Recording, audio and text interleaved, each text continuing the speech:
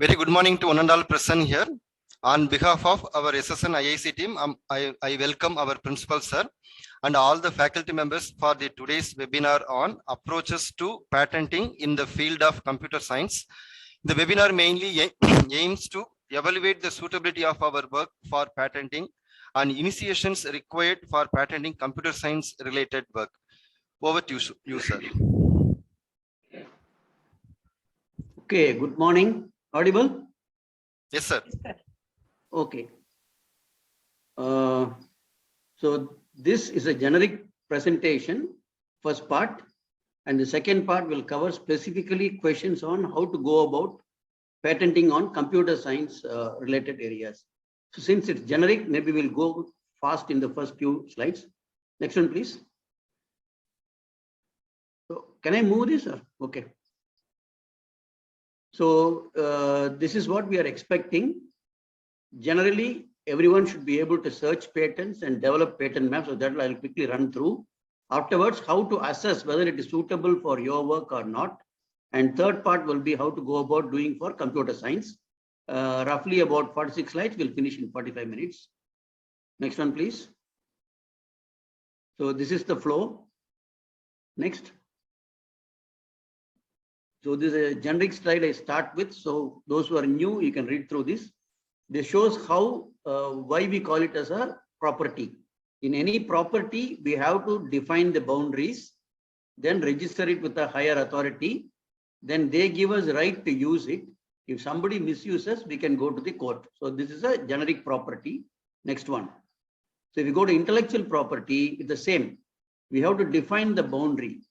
But the problem is how to define the boundary. What are you claiming? In property, it is easy to say, this is my land, surrounded by the east, by west, by extra can be done. But in intellectual property, defining what is your property is different. That is where the description of patents come in. So here also we have to go and apply ourselves, defining our property to the intellectual property board. There in the patent office, they give you the right to use it. And the only difference is there are two things called inventor and assignee. In a normal property, the fellow who buys it is the owner. He can sell, lease, or do anything with it. Whereas in the intellectual property, there are two owners. The person who discovers or invents is called as the inventor. Whereas inventor gives a right to somebody else to own the patent. That is called as an assignee. For example, if we do something in SSN, we are the inventors. But what to do with the invention is the right of SSN. So while we file a patent, we'll file it in the name of college only. We will only be listed as the inventor. Okay, next. So if you go to why it should be patent, there are two conflicting requirements. If I give my idea to you, then I am losing the opportunity of making money. But if I don't tell this to others, it will not reach the society. So that is the conflicting requirement. That is why the government says, you give me your inputs, I will protect others from making use of your idea for a fixed period. Say 20 years, government will give protection that you alone can make money out of it. So that is the conflicting requirement. That's why people go for patent or not go for patent. Next one, please. So in the protection system, we are given the right to make profit. But in order to do that, we have to define or describe sufficient, that's called as a sufficient disclosure of the invention. We have to make it public. In response, government will give us protection. So that's the opportunity. But for example, the Puttur Kattu is well known in Tamil Nadu, but it's not properly patented. Because it is not patented, it does not reach the masses, right? It is only having in pockets. So this is the problem of not patenting. Next one, please. So there are 5 different types. Again, quickly understand all these. The first one is called trademark. It's a symbol or a letter or any visual medium or even a sound which triggers a trade. So that's called as a trademark. For example, the brick M they write for McDonald's, the name Coca-Cola, the name Colgate, everything gives you or it calls back from memory, a good memory about the product. So that's called as a trademark. Then next one is called as a copyright. Copyright is something which is written. Next one. copyright is a protection for anything that is written down. For example, a book. Actually, you don't have to apply for a copyright. What is already written is naturally has got a copyright. You don't have to apply really. And copyright gets very less money. Therefore, the protection for copyright is a very long period. They'll say it is a protection as long as the life of the author. Even after death of the author, 70 years after death, that protection is given to the family. For example, if Bharatidasan's poem are there, his book, he has got the right till his lifetime. After his lifetime, for the next 70 years, nobody can take that one. It all belongs to his family. The 71st year after death, it becomes public property. Anybody can publish it. That's a kind of thing called copyright. Next one, please. Again, even in copyright, even though you don't have to apply, people like dramatists, cinema scripts, songwriters, they won't have a protection. Therefore, they apply and take a copyright. So that's also possible, but you don't have to actually apply. Next one. Patent is what is important. There are different kind of patents. The first one is called utility patent. The second one is called design patent. Utility means you have to define how it works, what is the utility, etc. Design is a simpler one where only the outer shape of the product you are protecting. You do not explain how it works. Only the external shape is protected. That's called as a design patent. And of late, there are also plant patents available. Yeah, next one, please. So the other one is called trade secret. There are some companies which says, I don't want to share my inputs to you. I'll hold it as a secret, and that's called a trade secret. You don't have to apply to anyone. It is just holding yourself, but you have to protect that secret with you. So for that, there are a lot of ways that people do. Anyone who goes into that place has to sign an NDA, non-disclosure agreement. Anyone working for the company has to sign an NCA, non-competitive agreement.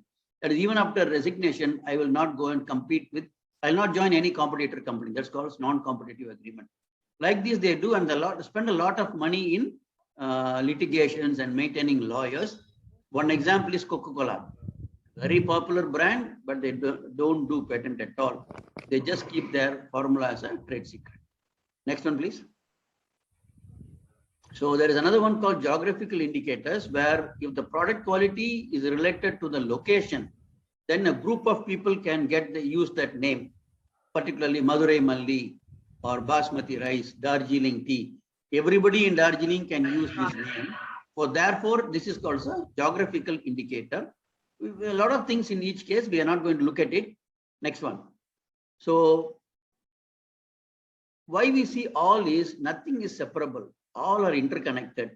You don't go only for patent. If you go for a business, you may have to do everything. For example, if I make a mobile, that way I write the M, Motorola, is a trademark. The leaflet I give is a copyright. The mechanism of how it works, I would have got a patent. The shape also, I would have made a design patent.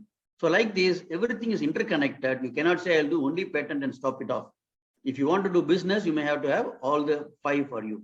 For example, if I have SSN travel, somebody starts, they'll think that the goodwill of SSN is associated with the bus also. So we may have to have a trademark if you want to avoid others using SSN.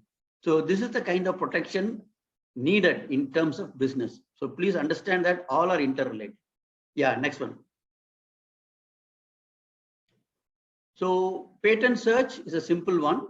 Why do you do patent search? If I'm an inventor, I will do a patent search whether somebody else got a similar product. That's what we are all doing. That's a problem. After doing everything, we find out that somebody else has already done it. That is a problem. As a researcher, what I can do is first find out what is happening in this area, decide what else I can do, and from there you start. Just like a literature survey and you identify the gap, the same thing is applied on the patent literature. You can understand that's called as a patent mapping. If I'm a business person, I got money, I can search to find out which technology I can invest in. If I'm a marketing person, then I will look at patents with whom I can go and do an outsourcing, etc. So if I have a technology, I will look for how it differs from others' technology. If I don't have a technology, I have money, I can go and see what technology I can buy.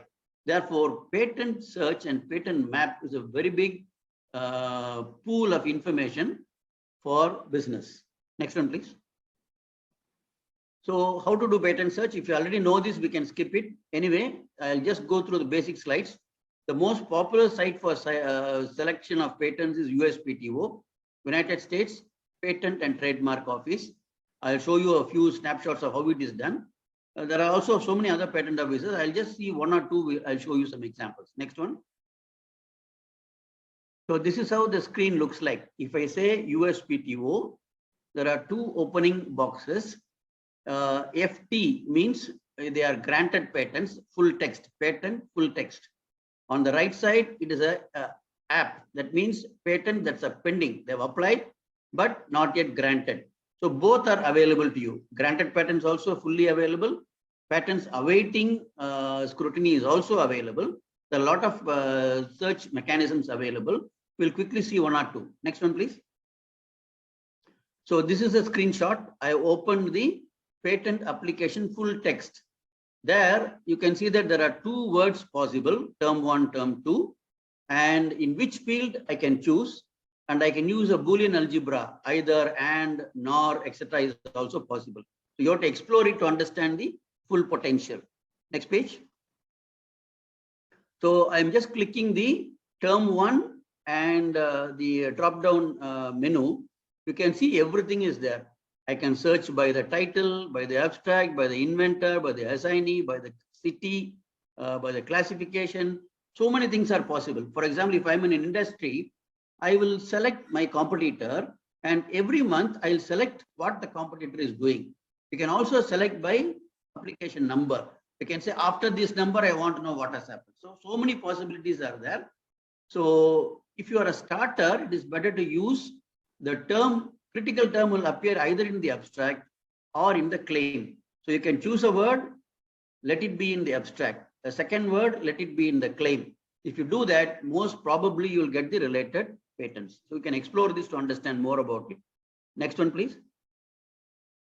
So I have chosen solar energy, both in the abstracts. Okay. I am getting about 1,621 hits. It will list 50 in each page. If you're getting so much, that means that your word is the words you're using are too broad. You can narrow down to get either no patents or less than 10 patents. That means you got the right search words. So this again comes by experience. Now, this is how you get it. You put your keywords, you get the listing there. From the listing, you can copy the, if you click that, you'll go to the HTML document. You will not get the sketches. If you want to get the sketches, you can go for a PDF. How to do that is you capture the number alone. You cut Control C of this number, go to another website. Next one, please. There's a website called Pat to PDF, Patent to PDF. So I can go to this website, and whatever I cut in the previous page, I put that number here and say fetch patent. I'll get the full patent document in PDF. So this is a very simple exercise. So USPTO, search terms, you get the listing, cut the patent number, come to Pat to PDF, you get the full document. So that's the best way to go about analyzing patents. Okay.